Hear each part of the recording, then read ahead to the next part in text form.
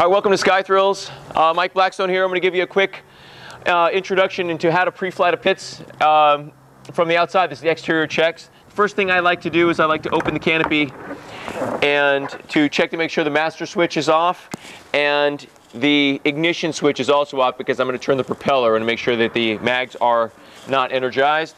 Canopy always down, closed and locked. Make sure that the canopy doesn't come off. We then walk around to the front and we check the pitot for any obstructions. Looks good. We're always looking for security and condition of all the aircraft parts. We look into the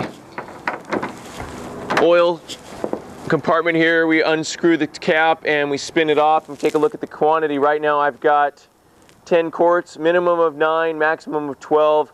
I like to keep it between 10 and 11 and it looks really good.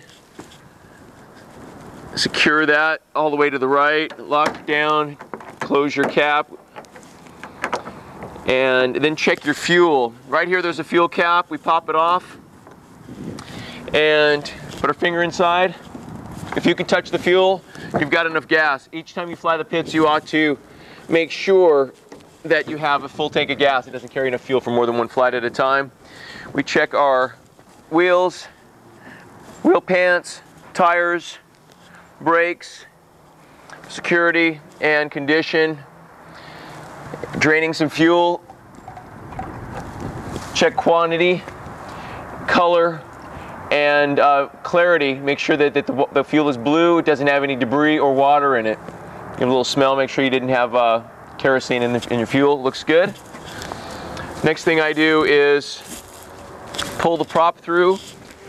The airplane has a chance to give it an easier start and to check for any hydraulic lock that might have occurred while the airplane sat. Then go ahead and drain a little bit more gas out of the next fuel drain. Looks clear, looks good. Check your right wheel pant for security, condition, tire condition, brakes, and looks good. Flying wires, tension. This is the stall warning. Make sure that thing is moving freely and clean. Around the wingtip, you're checking for condition and freedom of movement of the controls. These are the ailerons. Looks good. Moving around the back, we got one more fuel drain. There's 3 of them on the pits, and they're all clear, drained. All right, moving on to the tail section. The horizontal stabilizer, we're checking for security and condition. Making sure everything is tight, all the screws are in. Underneath, you got another flying wire. And make sure all the bolts are all secure, safetied and cotter pinned. Horizontal stabilizer, tight.